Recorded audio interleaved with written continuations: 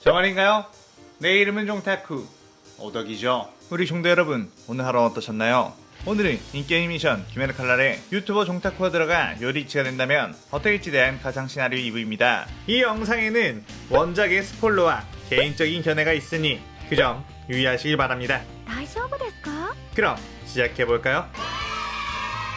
저번 영상에서는 요리치가 된 종타쿠가 나비자택으로가 시노부와 카나오 기회의 기호를 되찾아주는 것과 전개했었죠.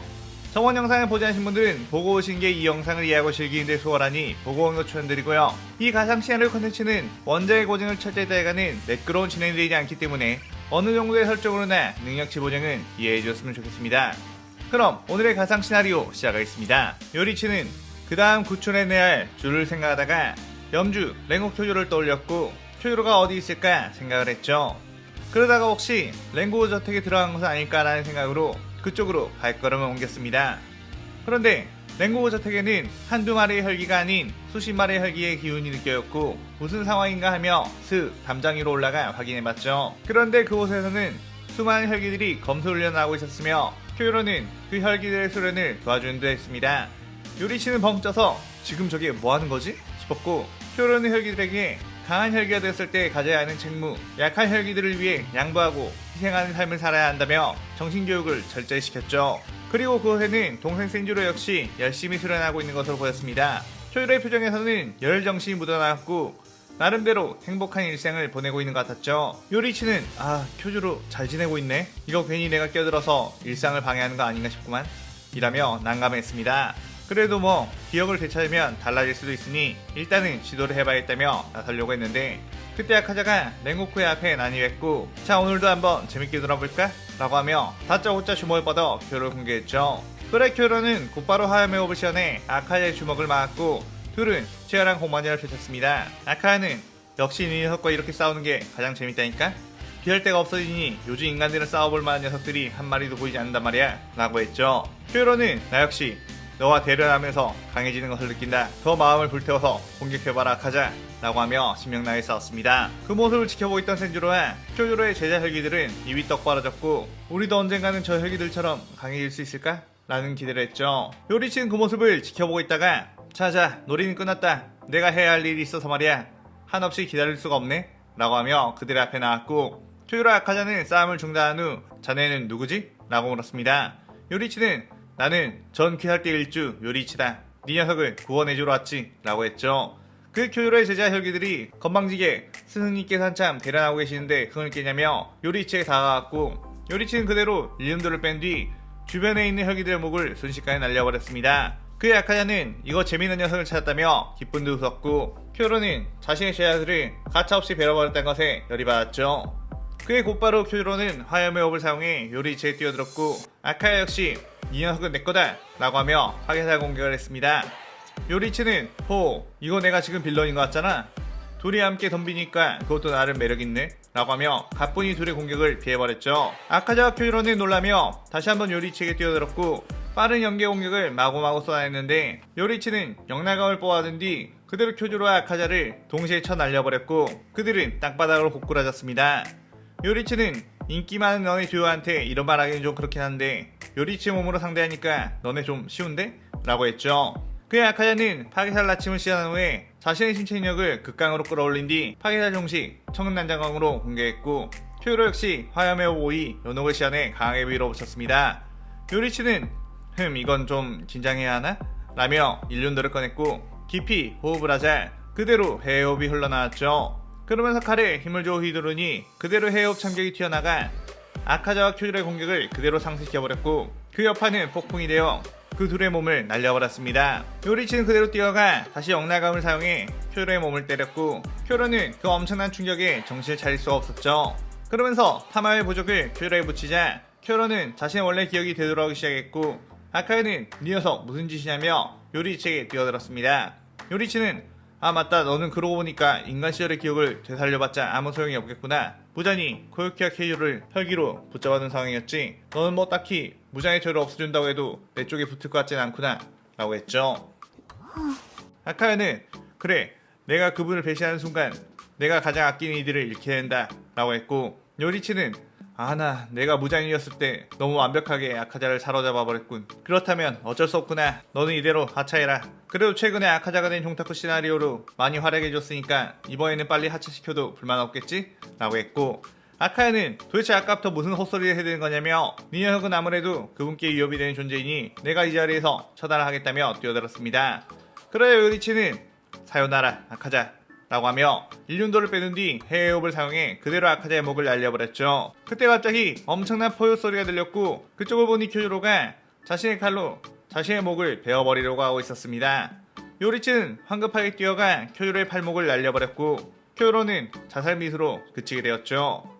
요리치는 지금 기껏 무장의 저주를 풀어줬더니 이게 무슨 짓이냐고 어이없어 했고, 쿄조로는 이 수치스러운 마음은 죽음으로 갚을 수밖에 없다고 했습니다. 쿄조로는 누구보다 열렬하게 귀살 임무를 해온 귀살대 검사였으며 약한 인간들을 괴롭히는 혈기에 대해서 강한 응징을 해왔던 사내였기에 그런 자신이 혈기가 되어버렸다는 것에 그야말로 멘탈이 무너지는 상황이었죠. 그래 요리치는 비록 혈기가 되었지만 귀할대 주로서의 책무는 아직 끝나지 않았다.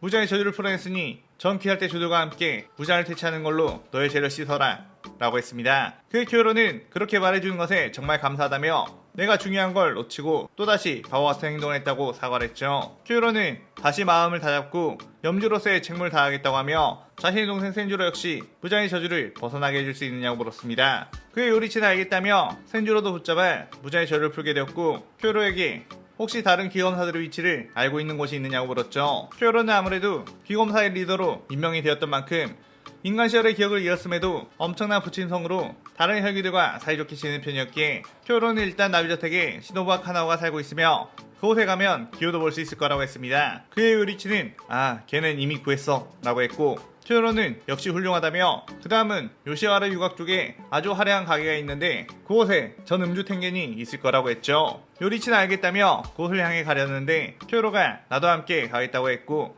요리치는 넌 내가 말해주는 이 위치로 가서 타마요란 혈기를 만난 뒤 새롭게 만들 귀할대에 대해 이야기를 들으라고 했습니다.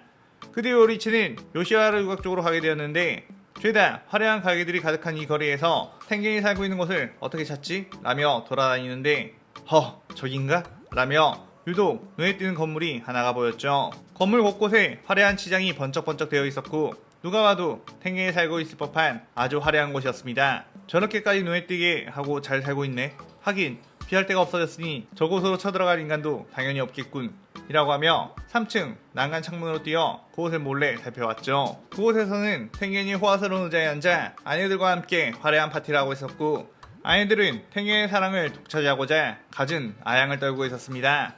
그리고 아이들 말고도 수많은 미녀들이 득실거리며 술과 음식을 먹고 있었는데 그중에는 상인육 다키우타로 남매도 있었죠. 다키는 텐겐의 옆에서 저 여자들보다 내가 더 아름답지 않냐며 텐겐을 유혹하고 있었고 규타로는 수많은 미녀 혈계들에게 둘러싸여 쑥스러워하고 있었습니다. 요리치는 그 장면을 보고 야 얘네 완전 해피엔딩을 맞이한 것 같은데? 개부럽네. 나도 저기에 껴달라고 하면 안 되나? 라고 생각을 했다가 내가 여기에 난입해서 깽판을 치면 사실상 무장보다 나쁜 놈이 되는 거 아닌가? 라며 갈등을 했죠. 그때 수리검 하나가 요리치를 향해 날아왔고 텐겐이 웬 놈이냐? 라고 했습니다. 요리치는 역시 닌자 출신이라 그런지 숨어서 엿보는 걸 금세 알아차렸구나 라며 저벅저벅 걸어나왔죠. 그의 텐겐은 순식간에 그 자리에서 사라졌고 어느새 요리치의 뒤에 다가가 팔을 겨누었습니다. 텐겐 녀석 혈기되더니 훨씬 빨라졌구나 라는 감탄이 절로 나왔고 텐겐은 이곳에 몰래 잠입을 하다니 시시한 녀석이구나 라고 했고 요리치는 화려한 걸 보여줘야 되나? 라고 하며 허리에 있는 칼에 손을 가져다 댔죠. 그러자 텐겐은 어림없다 라고 하며 요리치의 목을 겨누고 있던 칼로 순식간에 그었는데 정신을 차려보니 요리치가 사라져 있었고 눈앞에서 여자 헬기들의 목이 수십 개가 공중으로 떠오르는 게 보였습니다. 텐겐은 어떻게 초근접거리에 있던 내 칼을 피할 수 있는 거지? 라며 당황했고 텐겐의 아내들이 요리치에 덤벼들자 영날검을 빼어 한 합에 그들을 모두 날려버렸죠. 텐겐은 감히 내 여자들을 건드냐며 소리의 호흡을 시연해 요리치를 공격했고 요리치는 내비신 세계로 그 공격들을 여유롭게 다 피해버렸습니다. 그러면서 해외호흡을 시연해 영날검으로 소리의 호흡보다 더 빠른 검술로 텐겐을 쳐냈고 텐겐은 저 멀리로 튕겨 나가며 길을 토했죠. 그때 다키와 규타로가 요리치에게 혈기술을 날렸는데 요리치는 그건 역시도 가볍게 쳐냈고 너네를 살려줄까 죽여줄까? 라고 하며 고민을 했습니다. 요리치는 그들에게 너네 혹시 무장의 저주를 풀어주면 나한테 충성할래? 라고 물었고 퓨타로는 무슨 헛소리냐며 절대 그럴 리는 없을 거라고 했죠.